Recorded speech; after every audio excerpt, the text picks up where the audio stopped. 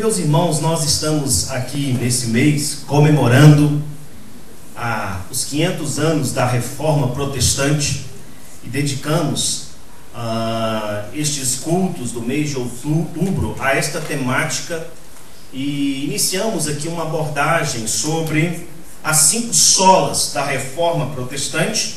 Falamos inicialmente sobre a primeira sola, a sola Escritura ou somente a Escritura. Depois, domingo passado, nós abordamos sobre a sola Fide, que é somente a fé. E hoje eu quero tratar com a igreja, com os irmãos, sobre a terceira sola da Reforma Protestante, que é a sola Gratia, ou somente a graça de Deus. Para tanto, eu gostaria de iniciar lendo aqui um versículo da palavra de Deus. Evidentemente que lançarei luz aqui sobre outros versículos também. Nós leremos aqui algumas passagens que falam sobre a graça de Deus. Mas inicialmente eu gostaria de ler aqui o capítulo 20 de Atos, versículo 24 com os irmãos. E gostaria que os irmãos, de maneira proativa, manuseassem a sua Bíblia, para que pudéssemos também citar outras passagens sobre a graça de Deus. Mas vamos lá, eu quero iniciar aqui lendo o capítulo 20, verso 24. Diz assim a palavra de Deus. São palavras, só para os irmãos conhecerem o contexto aqui, são palavras do apóstolo Paulo. Ele está decidido seguir então viagem a Jerusalém, onde ele seria ali brutalmente preso, perseguido e quase morto na sua viagem missionária. Dali ele seguiria a Roma. Então ele está aqui num ambiente de despedida dos seus irmãos e disposto a sacrificar até mesmo a própria vida em razão deste evangelho, o evangelho da graça de Deus. Então ele faz a seguinte afirmação: porém, em nada considero a vida preciosa para mim mesmo, contanto que complete a minha carreira e o ministério que recebi do Senhor Jesus para testemunhar o evangelho da graça de Deus. Para testemunhar o evangelho da graça de Deus. Vamos ter mais uma palavra de oração. Muito obrigado, Senhor, por esse evangelho da graça. Ó Deus, deste dom, deste favor imerecido, ó Deus, deste presente que foi dado unilateralmente pelo Senhor, por ocasião do teu grande amor, ó Deus, da obra redentora do teu Filho na cruz do Calvário. Ó Pai, estamos aqui diante, ó Deus, deste desafio extraordinário, que é tratar, que é refletir sobre a doutrina, sem dúvida, mais importante, por que não dizer a doutrina pivotal de toda a Escritura Sagrada, que é a doutrina da graça. E pedimos, ó Pai, que o Senhor ilumine as nossas mentes, os nossos corações, que não sejam palavras lançadas ao vento, ó Deus, mas que elas encontram acolhimento no nosso coração.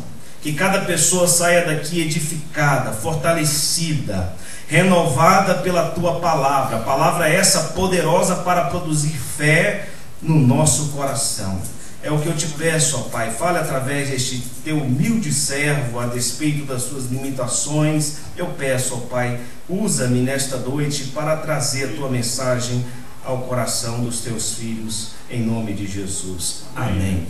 Eu peço um pouco aqui já o abençoado, né?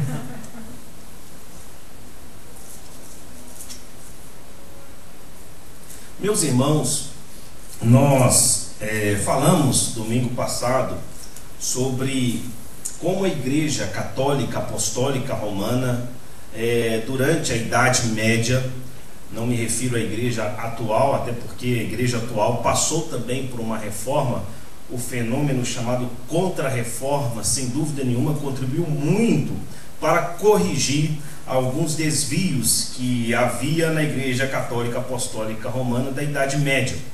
Mas nós falamos aqui que a Igreja Católica Apostólica Romana da Idade Média havia, sem dúvida nenhuma, se desviado daquelas doutrinas ou daqueles ensinamentos básicos, essenciais da palavra de Deus. E depois do século III, quando então Constantino ele decide oficializar o cristianismo como a religião do Estado, como a religião principal a ser professada pelos romanos, muitas coisas aconteceram. A igreja então ela deixa de ser um organismo vivo, um organismo onde ele é composto por pessoas e o espírito é livre para agir, interagir, onde não há nenhum tipo de estrutura hierárquica em que a igreja, na qual a igreja se tornou depois. Então a igreja deixa de ser esse organismo vivo e passa a ser essa instituição, e uma instituição de poder, uma instituição construída a partir das categorias do próprio Império de Roma. Mas não só isso, não obstante isso, a igreja também ela se torna uma igreja eminentemente mercantilista, ou seja, a igreja passa a fomentar o negócio da fé, a igreja passa a vender uma ideia de religiosidade baseada na barganha, baseada na compra, baseada no esforço próprio, baseado na ideia de que você, pela sua própria capacidade, ou pelas suas posses, ou pela sua entrega à igreja, pode de alguma maneira adquirir o direito de entrar no reino dos céus, pode de alguma maneira adquirir o perdão de Deus, mas tudo isso a partir dessa ideia mercantilista, dessa ideia de posse, dessa ideia de venda realmente de indulgências, conforme nós aprendemos até na história secular. Mas se há, meus queridos irmãos, uma doutrina que se opôs de maneira realmente contundente e que solapou essa ideia de um evangelho mercantilista, essa ideia de uma fé baseada na barganha, de uma religiosidade, uma espiritualidade baseada na barganha, se há uma doutrina que desconstruiu completamente essa espiritualidade mercantilista, foi justamente a doutrina da graça. A doutrina da graça de Deus coloca realmente uma pá de cal nessa ideia de uma religiosidade mercantilista. Por isso, meus irmãos, não se prega tanto hoje nas igrejas a mensagem da graça. E se você notar, especialmente em igrejas que adotaram para si a ideia do evangelho da prosperidade, eles não tratam tanto sobre a doutrina da graça, porque a doutrina da graça ela desconstrói toda e qualquer possibilidade de negociata, de barganha, de contratos ou de qualquer outra coisa, meus queridos irmãos. A nova aliança instituída por Deus, diferentemente do Velho Testamento, é uma aliança de mão única. No Velho Testamento nós vemos um povo que tinha responsabilidade, sem dúvida nenhuma, que tinha compromissos a arcar, que tinha diante deles ali os 10 mandamentos que deveriam ser seguidos, abraçados, e uma vez desobedecidos, uma vez transgredidos, a palavra de Deus nos afirma que esse povo então caía debaixo de maldição, os inimigos viriam, as pragas viriam, afetaria as plantações, não haveria paz, não haveria realmente prosperidade. Mas à medida que esse povo se arrependesse e voltasse para os 10 mandamentos e os cumprisse, os guardasse, então Deus os livraria dos inimigos, Deus abençoaria suas plantações, Deus traria paz. Isso se chama contrato, isso se chama aliança, isso se chama pacto. Mas ocorre que nós aprendemos, meus queridos irmãos, a partir da narrativa do Velho Testamento, que o povo jamais conseguiu de maneira satisfatória cumprir a sua parte no contrato. Sempre o povo era pego em flagrante desobediência aos mandamentos de Deus. E para piorar a coisa, a própria lei afirmava que aquele que transgredisse um só dos mandamentos se tornava réu de todos eles. Quando vem Jesus ali no Sermão da Montanha, e ele afirma que não veio para revogar a lei, mas para cumprir a lei, a ideia desse texto é que, porque o seu povo não conseguiu cumprir a sua parte no contrato, Deus decidiu então cumprir ambas as partes no contrato, tanto a dele, o compromisso de abençoar o povo se ele cumprisse os mandamentos, quanto a parte do povo, porque o povo não conseguiu cumprir os mandamentos. Então, quando Jesus diz em Mateus capítulo 5 que ele não veio revogar a lei, mas veio cumprir a lei, é porque o povo não conseguiu cumprir, e isso fica bastante evidente à medida que ele vai então ensinando a lei, ou visto que foi dito, não adulterarás, eu porém vos digo, qualquer um que olhar com intenção impura para uma mulher já cometeu adultério. Não matarás, eu porém vos digo, qualquer um que odiar o seu irmão já cometeu o pecado do homicídio. Ali, Jesus está querendo mostrar que os requisitos de Deus, ou o que se espera de nós, é muito mais elevado, muito mais exigente do que as pessoas acreditavam ser, que era simplesmente uma questão externa, mas o problema estava no coração. Então, meus queridos irmãos, a doutrina da graça, ela veio mostrar justamente que o nosso Deus, o nosso Pai, decidiu colocar na nossa conta, acreditar na nossa conta, a justiça necessária para nos livrar de todo e qualquer juízo por parte de Deus.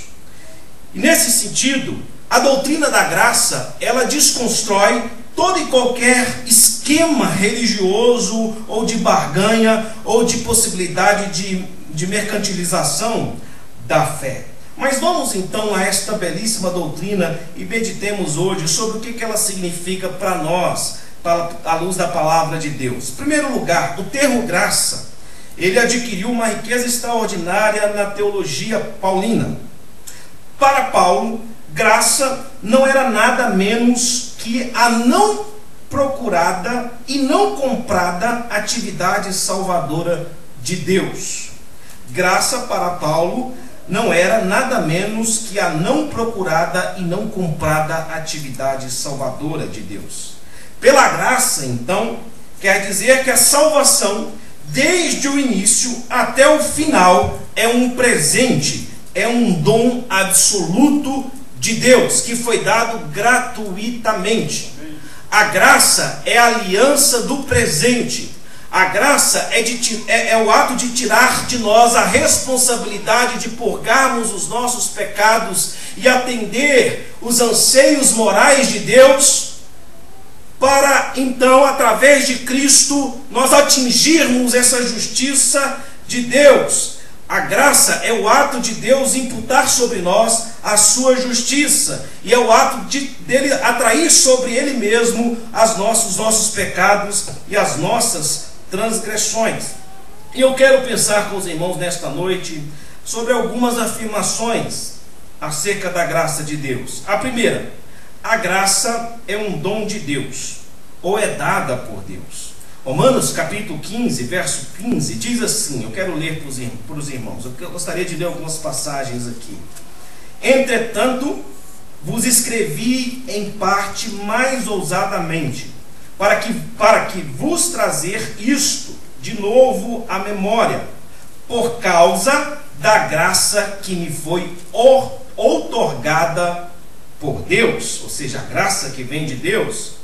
1 Coríntios capítulo 1, verso 3, diz assim: sempre dou graças a meu Deus a vosso respeito, a propósito da sua graça, da graça de Deus, que foi dada em Cristo Jesus. 1 Coríntios capítulo 3, verso 10, diz assim: segundo a graça de Deus que foi dada, lancei o fundamento como prudente construtor, e outro edifica sobre ele. Graça de Deus. 1 Coríntios capítulo 15, verso 10, também fala que a graça é de Deus, mas pela graça de Deus sou o que sou, e a sua graça me foi concedida, não se tornou em vão. Meus queridos irmãos, isto representa algo extraordinário para nós, sobretudo naquele contexto da Reforma Protestante, porque a igreja se apresentava como a detentora da salvação. A igreja se apresentava como aquela que tinha o poder de dizer quem era salvo e quem não era salvo. A igreja se apresentava como aquela que era capaz de declarar alguém perdoado ou não perdoado. A igreja se apresentava como aquela capaz de excluir ou incluir pessoas no corpo de Cristo. A doutrina da graça, meus queridos irmãos, é uma ameaça a todo e qualquer esquema de religiosidade, porque ela afirma que é algo dado por Deus e não por homens. Não é o Papa que detém a doutrina da graça. Não é a Igreja Católica Apostólica Romana que detém a doutrina da graça. Não é o pastor Edmilson que detém a doutrina da graça. Não é o bispo Macedo, não são os presbíteros da igreja presbiteriana, não é a igreja Assembleia de Deus, não são os espíritas, absolutamente ninguém. A graça foi dada por Deus, única e exclusivamente por Ele. É Deus que nos dá a graça, meus queridos irmãos. É um dom, é um presente. É algo que foi dado, que não pode ser objeto de negócio, que não pode ser objeto de barganha, que não pode ser moeda de troca. Graça por si só é um presente, é dom de Deus, não de obras, para que ninguém se glorie, meus queridos irmãos. Então, Deus decidiu dar isso gratuitamente a todos. A palavra de Deus diz que Deus amou o mundo de tal maneira que deu. É o Deus dadivoso, é o Deus generoso, é o Deus que presenteia a todos quantos creem em Jesus Cristo e se arrependem dos seus pecados. Não há barganhas a fazer nesse sentido, não há negócios a se fazer nesse sentido, né? Você não adquire a salvação pelo seu dízimo, você não adquire a salvação pelo seu esforço próprio, você não adquire a salvação pela sua piedade. Não, absolutamente não. A salvação foi dada lá na cruz do Calvário. O presente da salvação foi comprado pelo sangue de Jesus, única e exclusivamente, meus queridos irmãos. E essa mensagem aqui, anunciada pelos reformadores, Martinho Lutero, Zwinglio, João Calvino, sem dúvida nenhuma trouxe uma revolução extraordinária, porque as pessoas estavam oprimidas, as pessoas estavam escravizadas, as pessoas estavam reféns de um sistema religioso corrompido pelo negócio. As pessoas se achavam cegas, meus queridos irmãos, e hoje tem muita gente assim. Essa semana passada, eu gravando na Rádio Bombeiros, e geralmente vai lá o locutor da Rádio Bombeiros para gravar a mensagem, e eu estava justamente tratando sobre a mensagem da graça, da fé. E ele ficou impressionado com aquilo. Eu falei: pastor, mas isso é um absurdo. No bom sentido, o que o senhor está falando quer dizer que Deus decidiu perdoar todo mundo. E eu não preciso fazer absolutamente nada da minha parte, a não ser crer no amor dele e me arrepender. É isso que o senhor está dizendo? Eu falei: é justamente isso que a palavra de Deus está dizendo. Não sou eu que estou dizendo, a palavra de Deus está dizendo. Pastor, eu quero dizer para o senhor que durante muito tempo eu era um sujeito revoltado contra a fé, contra a igreja, contra o sistema religioso. E eu via no sistema religioso algo opressivo, como se a igreja quisesse tirar das pessoas tudo que elas têm. Mas não é isso que o Senhor está pregando aqui, não é isso que a palavra de Deus está ensinando. Esse Jesus eu quero, esse Jesus eu quero conhecer sim, até porque eu me sinto indigno, eu quero sim esse Jesus. E ali ele teve a oportunidade de aceitar Jesus como Senhor, ele e o seu colega, graças a Deus. Foi algo realmente maravilhoso, porque é presente de Deus, meus queridos irmãos. Não há nada que você possa fazer para ser salvo. Deus já fez isso por você em Cristo Jesus. É presente de Deus. Uma outra afirmação que nós devemos ter em mente é que a graça é sempre suficiente. Amém? Você pode repetir comigo? A graça é sempre suficiente. Vejamos aqui algumas passagens que faz alusão a essa suficiência. Romanos capítulo 3, verso 24 diz assim: sendo justificados gratuitamente por causa, ou melhor dizendo, sendo justificados gratuitamente por sua graça, mediante a redenção que há em Cristo Jesus. Romanos 5, 20 diz assim: sobreveio a lei para que avultasse a ofensa, Mas onde abundou o pecado, superabundou a graça. 2 Coríntios capítulo 4, verso 15, diz assim: porque todas as coisas existem por amor de vós, para que a graça, multiplicando-se, torne abundantes em ações de graças por meio de muitos, para a glória de Deus. Para que a graça, multiplicando-se, olha a suficiência e a abundância desta graça. 2 Coríntios 9, verso 8, apóstolo Paulo diz as seguintes palavras: Deus pode fazer-vos abundar em toda graça. Deus pode fazer-vos abundar em toda graça, a fim de que, tendo sempre em tudo ampla suficiência, superabundeis em toda boa obra.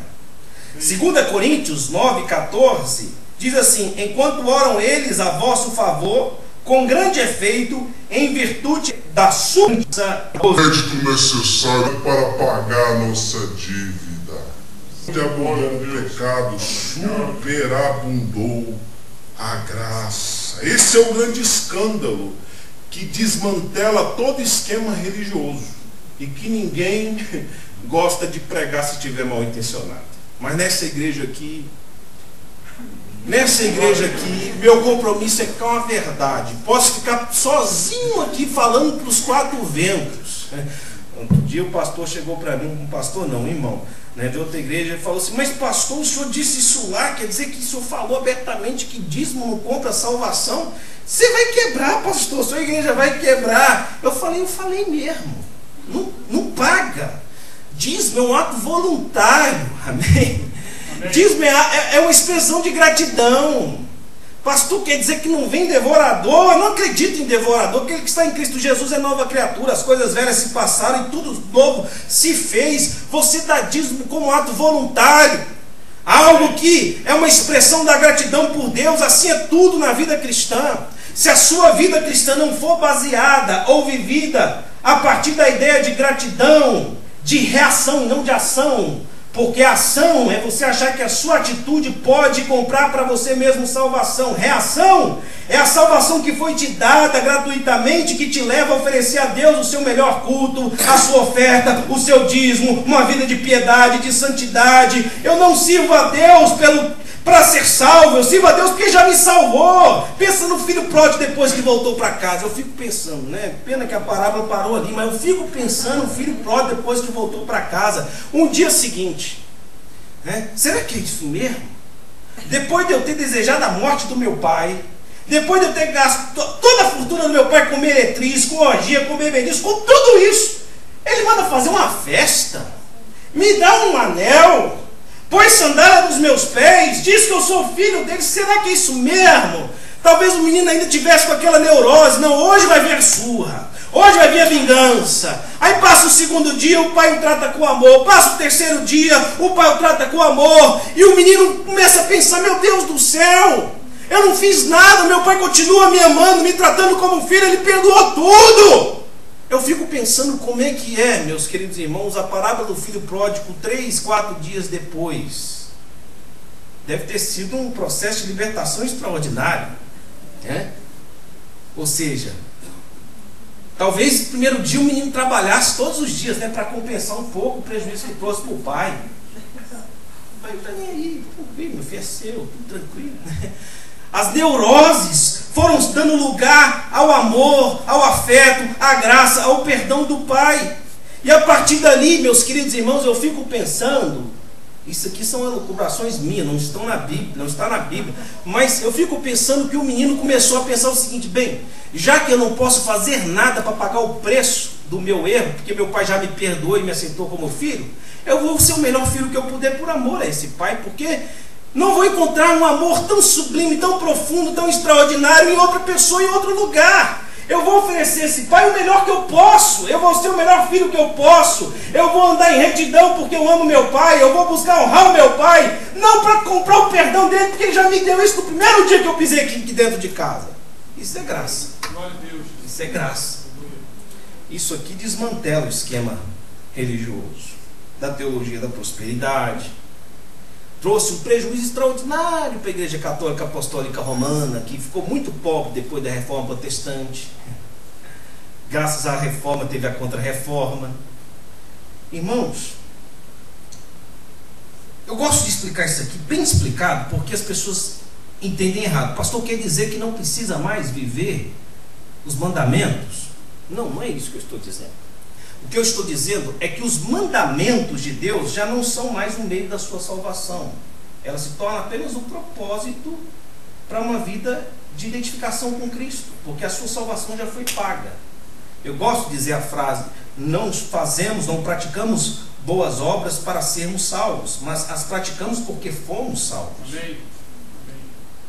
Qualquer possibilidade de perversão, hibridização do Evangelho, como fizeram os judeus em Gálatas, quando disseram àqueles recém-judeus convertidos: olha, vocês ouviram que a salvação é pela graça, mediante a fé em Cristo Jesus, mas eu quero dizer a vocês que é necessário também se circuncidar, é necessário também guardar o sábado, é necessário também praticar a tradição dos homens. A fé, a graça só tem valor se você praticar a lei, se você viver a lei, se você pagar o seu preço dia após dia. Irmãos, eu não creio nisso absolutamente de forma alguma. Não creio. E Paulo também não cria. Por isso que ele começa Gálatas capítulo 1 dizendo: admira-me, ó vós Gálatas, que estejais passando para outro evangelho, qual não é outro, senão alguns que vos perturbam e querem perverter a verdade do evangelho. Mas ainda que um anjo vindo do céu vos pregue outro evangelho, que não seja esse que vos temos anunciado, seja anátema. Eu creio na suficiência da graça, porque Paulo diz assim: se há alguém que se pode se vangloriar, vocês estão aí se jactanciando porque são judeus, são da linhagem de Levi, mas se há alguém que se pode jactanciar dessas coisas, esse alguém sou eu. Sou judeu, circuncidado no 8º dia, da tribo de Benjamim, da linhagem de Israel, quanto à lei fariseu, perseguidor da igreja, mas o que para mim era lucro, considerei como perda, por causa da sublimidade do conhecimento de Jesus Cristo. Sim, deveras considero tudo como perda, por causa da sublimidade do conhecimento de Cristo.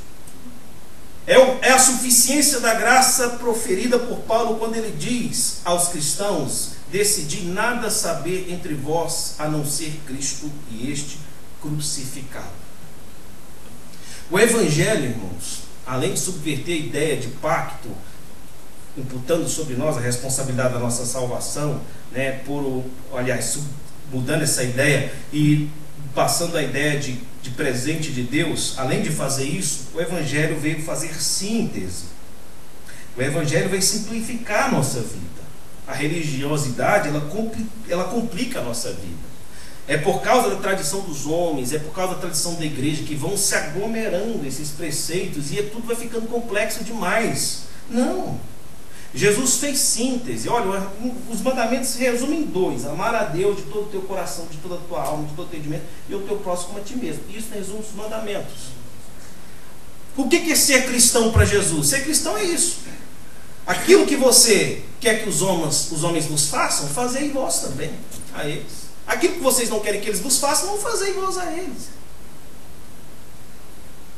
A suficiência da graça simplificou a nossa espiritualidade. Não há nada que eu precise fazer para comprar, já está pago. O que eu faço é pura gratidão, é por amor, é fruto de uma vida regenerada, transformada em Cristo Jesus. Terceiro e último lugar: a graça é pacificadora. Amém? Amém. Isso também trouxe um prejuízo muito grande para a Igreja Católica Apostólica Romana da Idade Média. Porque elas vendiam a ideia de um Deus furioso, de um Deus irado, de um Deus que aspirava vingança, e que só poderia aplacar essa vingança a partir da sua propriedade doada à igreja, a partir do seu dízimo, a partir da sua subserviência à instituição, ao papado, a partir do seu sacrifício, poderia aplacar a ira de Deus. De fato é uma ira de Deus, mas que não é aplacada pelo nosso sacrifício, que não é aplacada pelos nossos próprios méritos, que não é aplacada pelo nosso próprio esforço. A ira de Deus é aplacada pelo sangue de Jesus. Pastor, você está falando que Deus se ira? E sim, é uma ira santa. palavra de Deus diz em Romanos capítulo 1 que a ira de Deus se revela dos céus contra toda impiedade e perversão dos homens que detêm a verdade pela mentira, pela injustiça. Deus se ira contra o pecado, onde a palavra de Deus diz que todos pecaram e carecem da glória de Deus, e que o salário do pecado é a morte. Há uma consequência, uma ira de Deus. Mas a graça de Jesus manifestada na cruz é o ato de Jesus pacificar, aplacar a ira de Deus. Em outras palavras, a cruz de Cristo satisfez a sede de justiça de Deus. Quando Jesus foi morto na cruz do Calvário, ele satisfez definitivamente a sede de justiça de Deus, porque não obstante ser um Deus amoroso, não poderia nos livrar se não houvesse justiça, porque o salário do pecado é a morte. O que cabia a nós, a todos nós, indiscriminadamente, era o inferno. Para nos perdoar, para exercer amor, Deus precisava antes exercer justiça. E quando ele manda o seu filho na cruz, como uma ação substitutiva, ou seja, no nosso lugar, pega a justiça de Deus, coloca sobre nós, imputa sobre nós, e pega os nossos pecados e coloca sobre Jesus, aí a ira de Deus é aplacada. Aí satisfaz então, meus queridos irmãos, a justiça de Deus e pacifica o coração de Deus. Romanos capítulo 5, verso 1 diz assim: justificados, pois, mediante a fé, temos paz com Deus, por meio do nosso Senhor e Salvador Jesus Cristo. Só tem um jeito de fazer as pazes com Deus, por meio de Jesus Cristo. Por isso que não há nenhum mediador entre os homens pelo qual sejamos salvos, senão Jesus Cristo, homem. Ele é o único mediador. E não há nenhuma salvação pelo qual sejamos salvos, a não ser no nome de Jesus. 2 Coríntios capítulo 5, verso 18, eu quero terminar lendo essa passagem, que diz assim: ora, tudo provém de Deus, que nos reconciliou consigo mesmo por meio de Cristo, e nos deu o ministério da reconciliação, ou seja, o Pai que veio reconciliar, fazer as pazes conosco, através do sangue do seu Filho, a saber, que Deus estava em Cristo, reconciliando, fazendo as pazes, reconciliando consigo o mundo, não imputando aos homens as suas transgressões, porque todas elas já foram pagas em Cristo Jesus, e nos confiou a palavra da reconciliação. Irmãos, não há mais a ideia de um Deus irado, acabou. Isso é coisa do Velho Testamento. Deus decidiu perdoar todo mundo. Deus decidiu cometer a insanidade de, por intermédio de Jesus, fazer as pazes com o mais perverso pecador. Eu quero dizer para você que se o Lula hoje aceitar Jesus, se arrepender dos seus pecados, ele vai entrar no reino dos céus. Eu quero dizer para você que se Temer hoje se arrepender dos seus pecados, aceitar Jesus, ele entra do mesmo jeito que você no reino dos céus.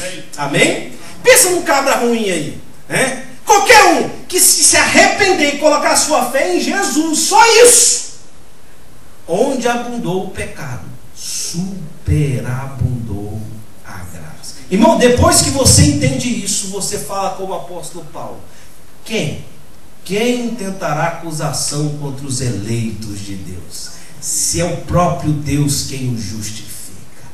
Quem os condenará, se é Cristo Jesus que morreu por nós, ressuscitou ao terceiro dia e que intercede por nós diante de Deus?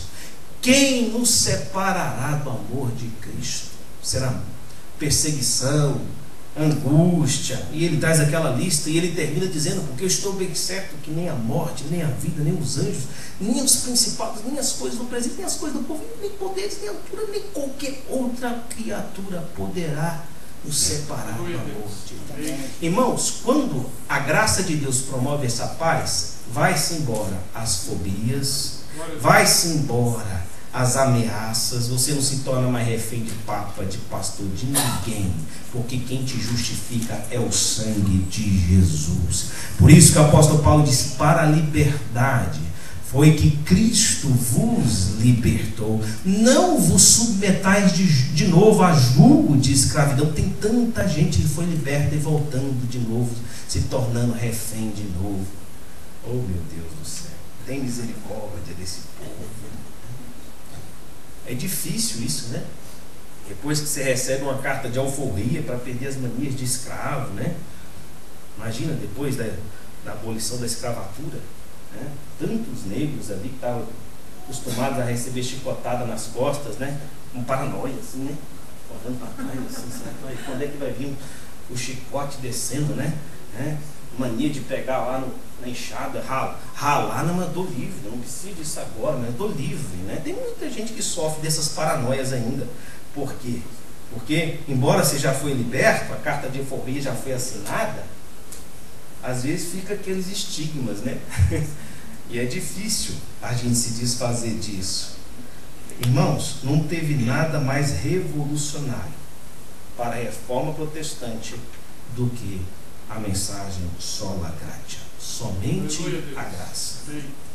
Só a graça de Jesus é capaz de perdoar o mais perverso pecador. Isso não vem de vós, é dom de Deus, não de obras para que ninguém se glorie, pois somos feituras dele, criados em Cristo Jesus para as práticas, para a finalidade, as práticas das boas obras, as quais Deus preparou de antemão para que andássemos nelas.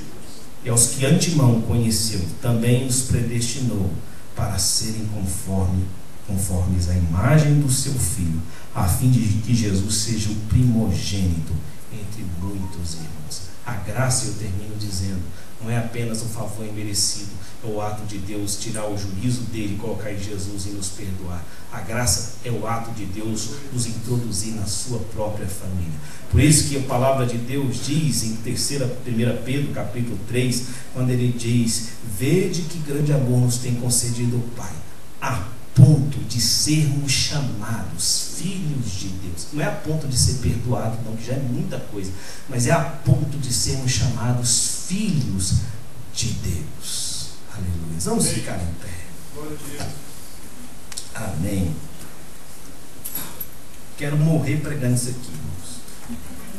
Morrer. Até você que está aqui, as pessoas que chegarem, se libertar das fobias, porque o Evangelho veio para libertar as pessoas. Sabe por que tem muita gente aí vivendo as neuroses do medo, se tornando refém desse esquema religioso perverso, mercantilista que está aí, ó, nas igrejas evangélicas hoje? Hoje a igreja evangélica está vivendo o que a igreja católica viveu na idade das trevas, está se corrompendo. E não existe mensagem mais ameaçadora para esse esquema que está aí fora do que essa daqui. Porque liberta o povo, liberta. Deus pagou o preço. Amém. Você não acha que é muito melhor você se relacionar a alguém por gratidão do que por obrigação? Não é? Não é muito melhor? Eu vou me relacionar por gratidão. Não tem uma espada na minha cabeça que diuturnamente me oprimindo aqui, né?